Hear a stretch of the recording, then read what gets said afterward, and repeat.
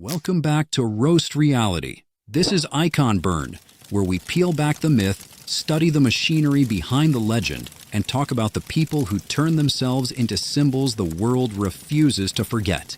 Some icons rise because the world chooses them. Some rise because destiny favors them. And then there are the rare few who climb to the top, not by escaping fear, but by mastering it so completely that fear becomes part of their brand. Tonight, we're not talking about a movie star. We're talking about a force, a man who built an entire mythology on discipline, precision, and a level of control so extreme it stopped looking human.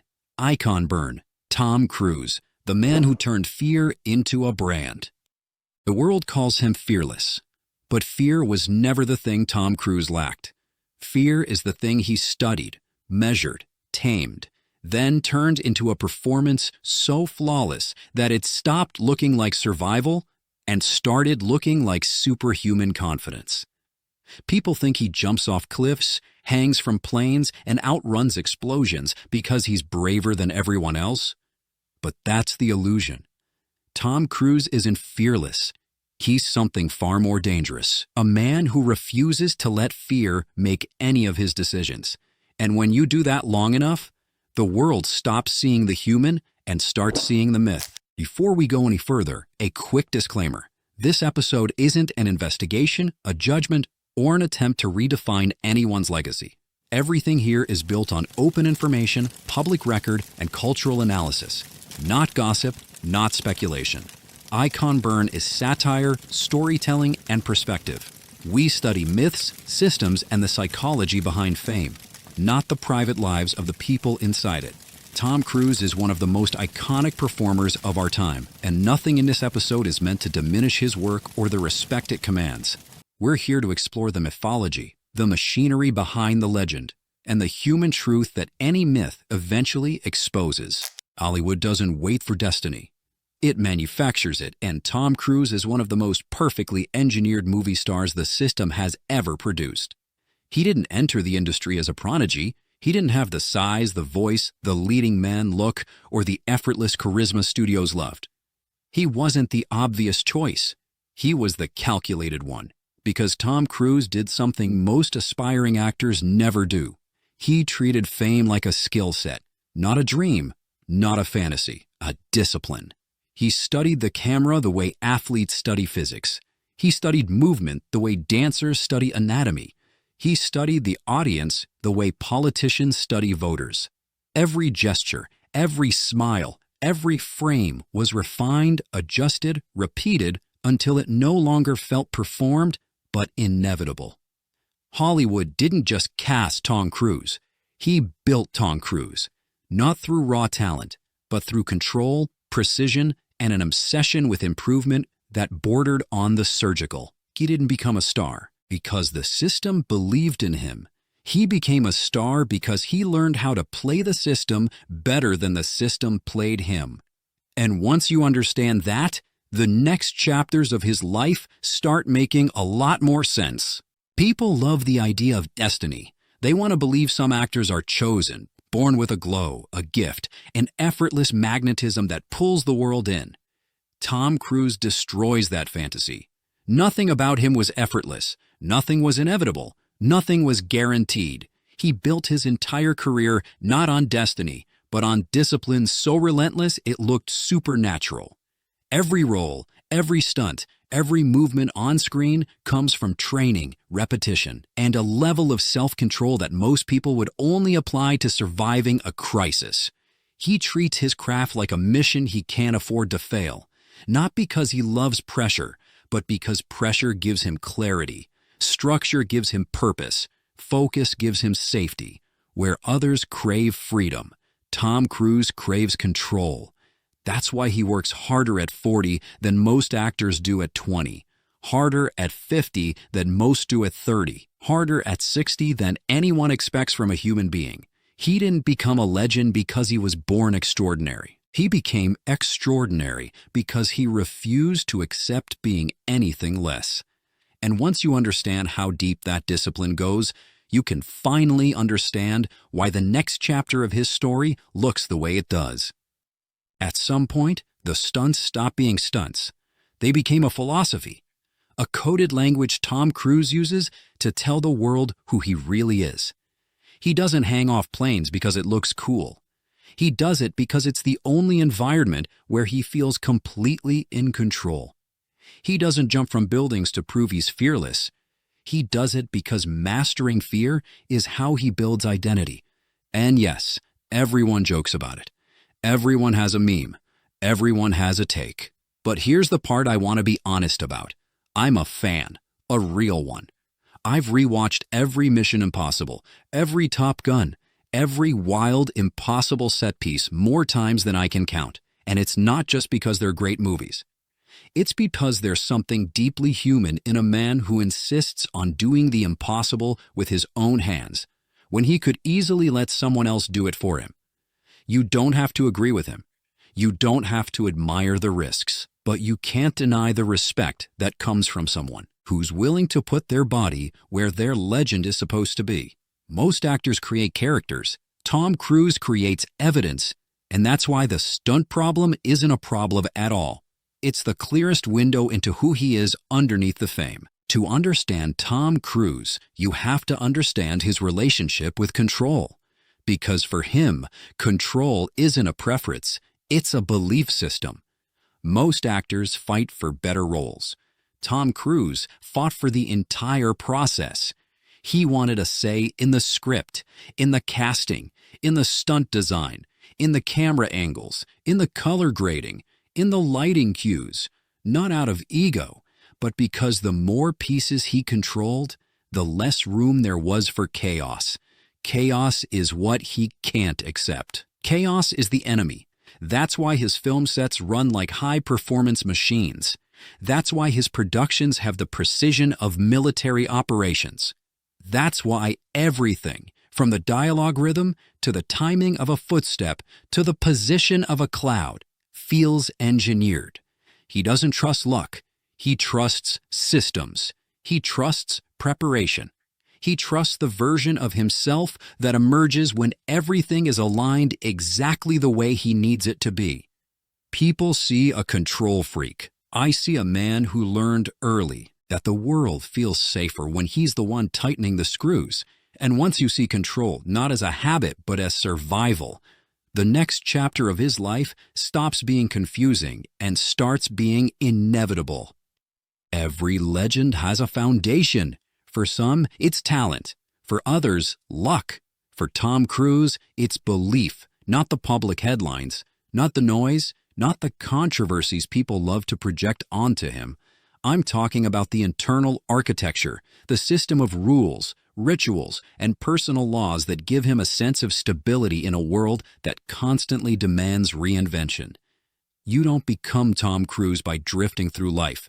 You need structure. You need certainty. You need an operating manual for the chaos of fame. And for him, belief, whatever form it takes, isn't just faith. It's geometry. It's an anchor, a way to organize fear and channel it into discipline. Most people underestimate how much psychological force it takes to stay this consistent for this many decades.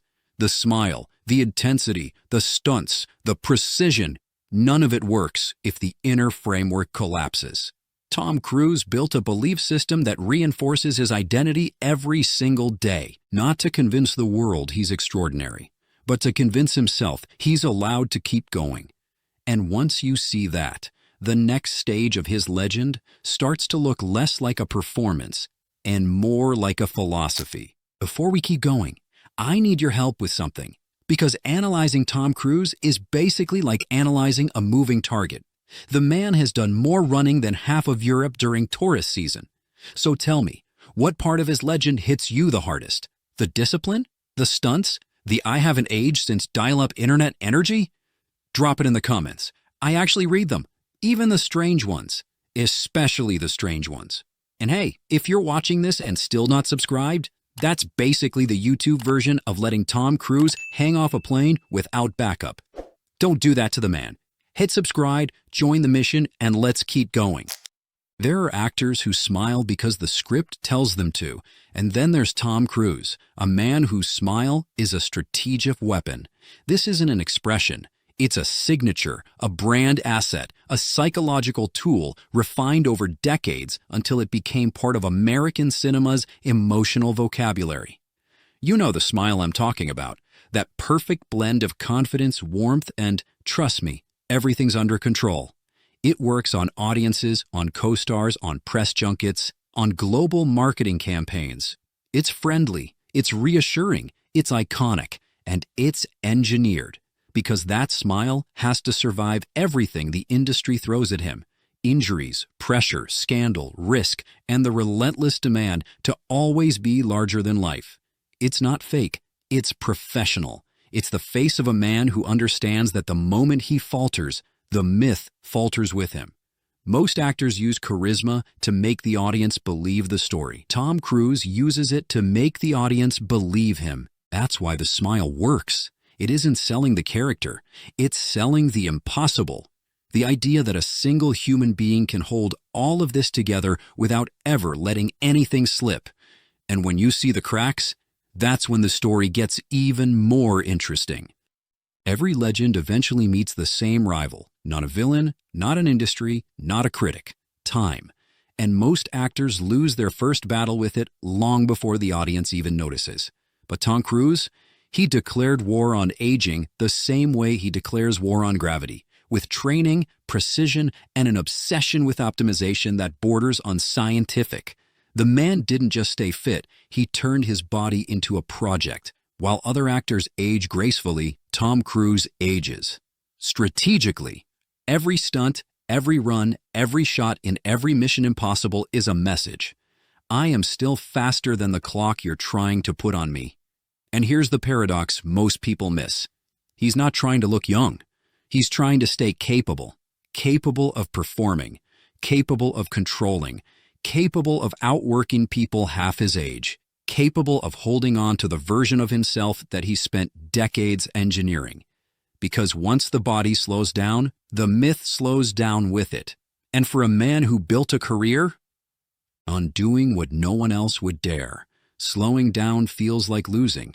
Tom Cruise isn't fighting wrinkles. He's fighting irrelevance.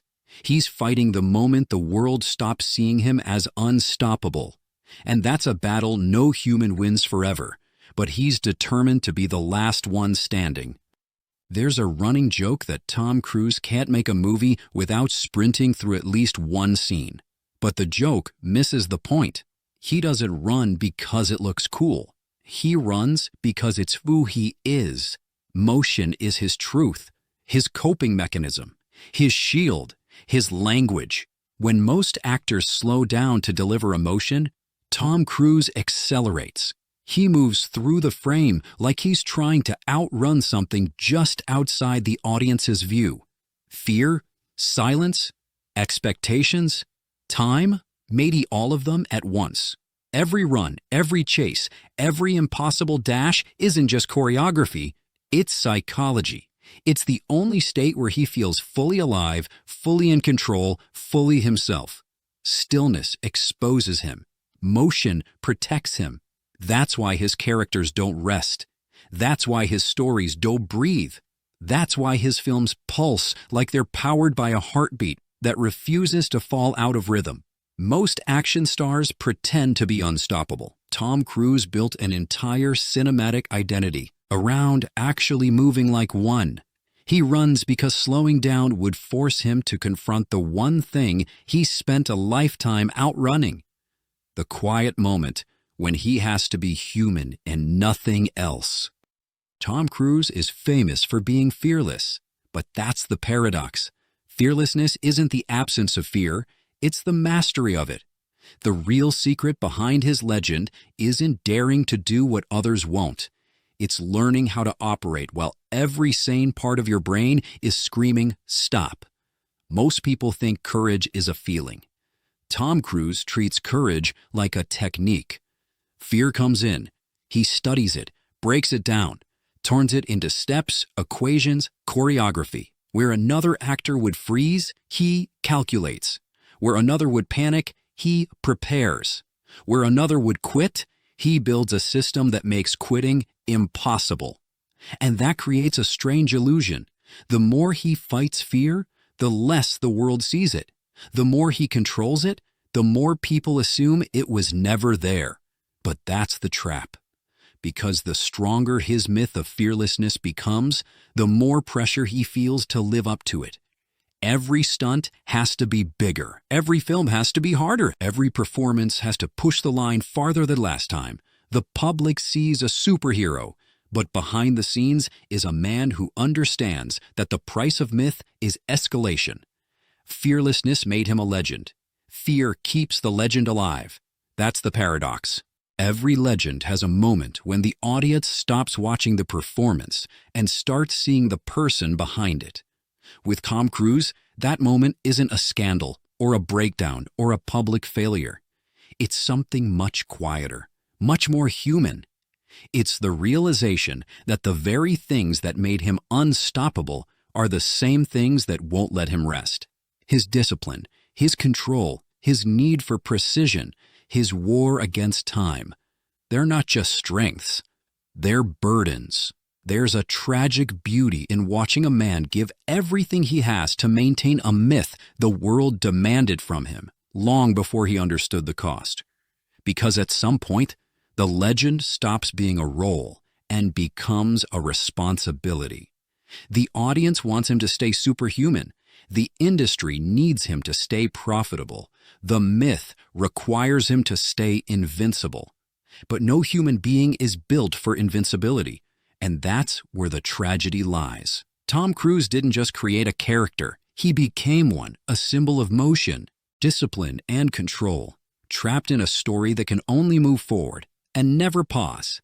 The world sees the spectacle. I see the cost. And in that cost, there's something heartbreakingly beautiful. There's a moment in every legend's life when the audience starts asking, can he still do it? And starts asking, how long can he keep going? Tom Cruise has reached that moment. And instead of slowing down, he doubled down on the illusion that time can't touch him. He built a career on motion, discipline, precision, and a level of control so intense it became a form of armor. And somewhere along the way, Tom Cruise and Ethan Hunt stopped being two different people. Hunt was supposed to be a character, a role, a disguise, a fragment of fiction. If for millions of people, he became the avatar of Cruise's entire philosophy. Unstoppable, relentless, always running, always surviving, always completing the mission no matter the cost. Ethan Hunt is the fantasy. Tom Cruise is the proof. And the longer he pushes his limits, the more the world expects him to outrun gravity, age, risk, and even the quiet truth that no legend can escape forever. That's the illusion of immortality. Not that Tom Cruise is ageless, but that he built a mythology so powerful the world forgets he's still human underneath it. One day, the stunts will end. One day, the mission will be complete. One day, even Ethan Hunt will have to slow down. But until that day comes, Tom Cruise will keep running.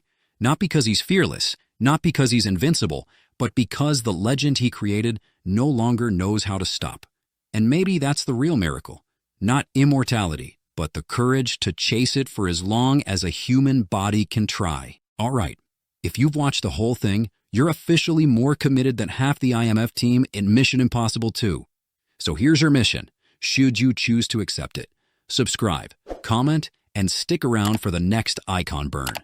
No masks, no helicopters, no sprinting across rooftops required. But fair warning, just like every message Ethan Hunt ever got, this episode will self-destruct in your recommendations the second you stop engaging. So hit the button, drop your thoughts, and let's continue doing the kind of impossible that doesn't require dangling off airplanes. See you in the next one, assuming you accept the mission.